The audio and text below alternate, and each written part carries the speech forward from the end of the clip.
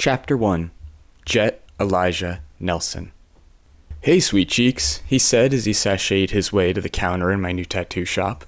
"Brought you a coffee." His smile lit up the front foyer space of Craven ink designs, and his gray eyes twinkled as he handed me the travel cup. Leighton had been coming into my tattoo shop every day since I'd hung my open sign. For 2 weeks, the flashy blonde had shown up, spewing ridiculous pet names and bringing coffee concoctions sweet enough to rot my teeth. He'd pop in, flirt, and drop off coffee, chit-chat about tattoos he'd like to get, and then wave goodbye. From his artfully styled, purposefully floppy blonde hair to his ever-changing, eye-catching earrings to his colorful nails, Leighton was a tiny hurricane blowing through my life every single day. Disruptive and inconvenient, for sure. Left me a bit discombobulated after he whirled away.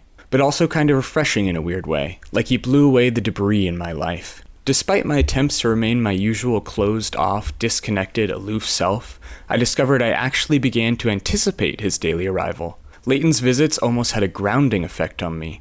Like a visit from a good friend, which was insane. I didn't really do the whole friend thing, never had. Not that I didn't want friends, I just didn't really connect with people that well. Sure, in high school I'd had a group of people I sometimes hung out with. Mostly parties here and there, the occasional study group, maybe grabbing a bite to eat if our schedules happened to be the same. But I didn't consider them friends. Girlfriends had come and gone back then. Sex was decent, but they always moved on when they finally got tired of me never opening up. What was wrong with someone keeping to themselves? Why did I need to spill my guts to strangers? If you let people in a bit more, they wouldn't be strangers, would they? Whatever. Letting people in made me anxious. I had exactly one close relationship in my life, and that was with Grandpa Nelson. It wasn't like I purposefully avoided making friends. I just didn't know how to have them while still keeping them at arm's length. So I allowed people to think I was intimidating. Dark hair, dark eyes, a bit of brooding, and a shit ton of tattoos made that part easy. Went about my solo life and didn't let myself think about what it might be like to have a big group of friends. Which was why Leighton's sudden and now seemingly constant presence in my life was throwing me for a loop. It should have irritated me. It should have made me itchy and had me doing my best to avoid him or push him away. But it didn't, and that was weird. I didn't hate it, I didn't understand it, but I wasn't sure I wanted to question it too much. Leighton would likely get tired of me being a bit standoffish and find someone chattier and more sociable soon. "Stop calling me those stupid names," I groused, taking the coffee cup from him and tossing the toothpick from between my teeth into the trash can. I'd stopped smoking years ago, and the toothpick helped ease the need I still got from time to time. "Thanks." I knew refusing the drink would end up with him just leaving it on the counter. Taking a sip, I winced. "What?" Leighton asked. "If you're going to insist on coming in here with coffee every damn day, could you at least bring the real stuff and not this syrupy crap?" I'd given up on thinking he'd just stop coming in because I wanted him to. Leighton was the quintessential dog with a bone, and for some reason he'd chosen me to fixate on. Flipping his silky blonde hair from his even prettier eyes, Leighton bit the corner of his lips and grinned mischievously. "So you're saying you like me coming here every day?" I couldn't help the laugh that escaped me. It felt good. I didn't laugh a lot.